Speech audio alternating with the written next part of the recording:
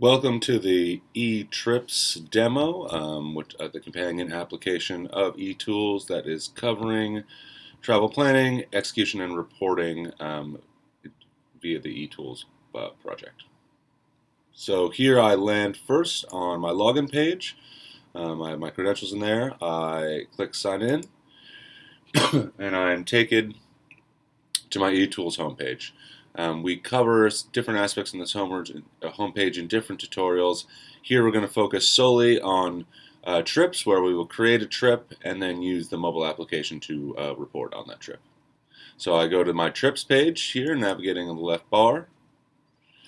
Here are all the trips that are associated with me for the purposes of the demo. You can see here that in this trip list you can sort and filter by number of fields on the platform. Here we'll just start and we'll create a new trip and walk through the process. So I click the Add Trip button. I'm taken to the trips page, which has 4 tabs on the top. There's a planning tab, reporting, attachments, and checklists. For the purposes of the demo, we will just go through the planning phase and then talk about reporting. So all trips status start as planned. You can see the planned is a read-only field there.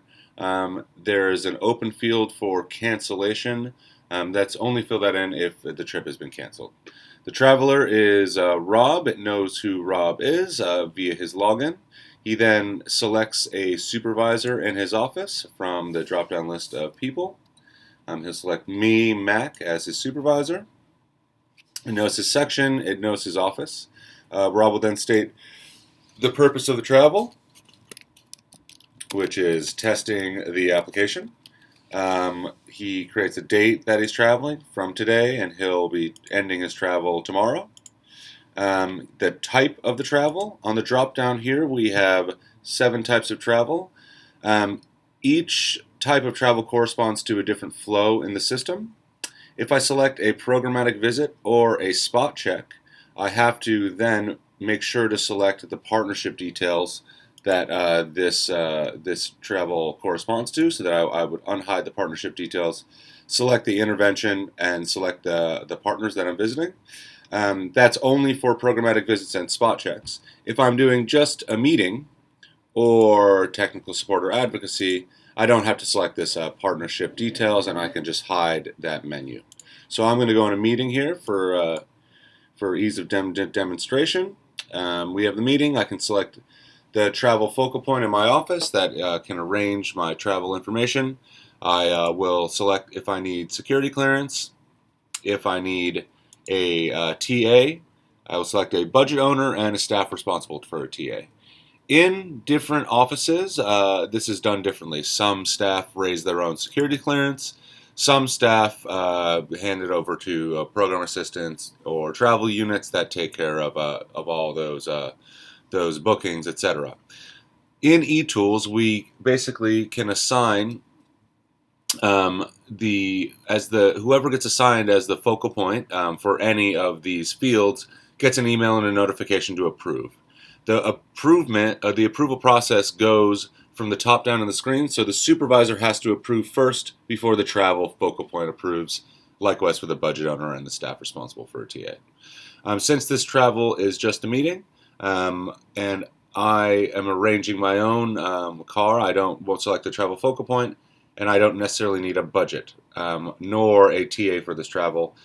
However, if any of these are requisite conditions of the travel, you just simply select via the drop down, and that person is notified at the appropriate step when they need to approve their aspect of the travel process. Here below we have international travel and the representative right there. That's for entitlements that are for international travel where we need representative approval. For staff development or entitlements, Human Resources certifies.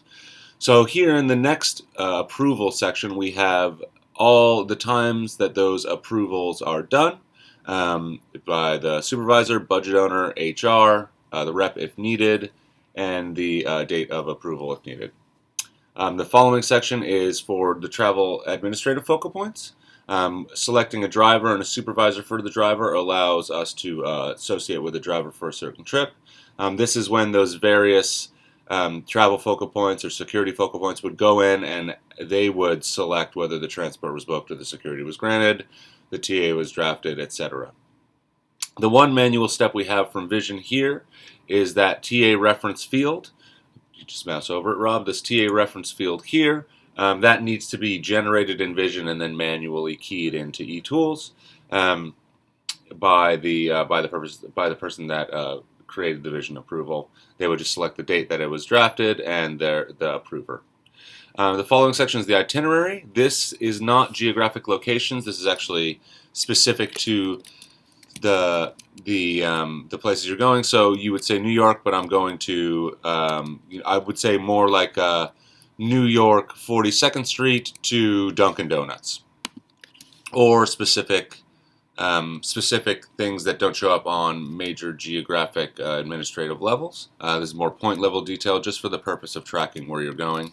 You would select where you're going. You would select a time you're departing. So that's today.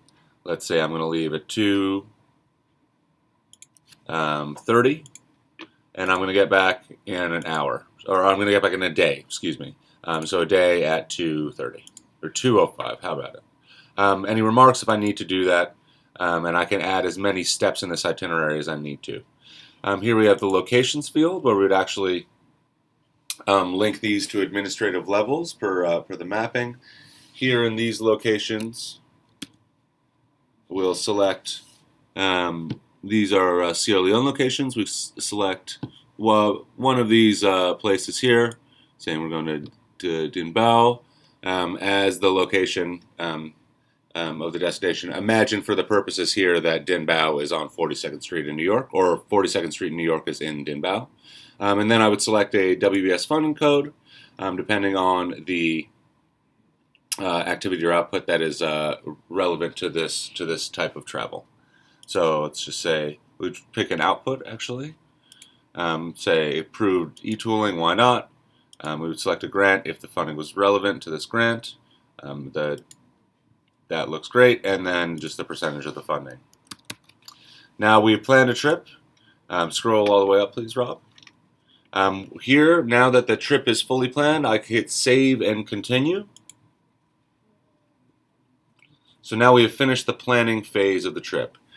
In reality, you can finish the planning phase of the trip with only the first 5 rows, I believe, or the first 6 rows. Those are the only mandatory fields. Everything following is optional in the system. So you can do a basic plan for a trip, and then when you know more details, you can fill in more information. So now that I've saved that planning trip, you'll see my status now becomes a drop-down from planned, submitted, approved, completed, or canceled.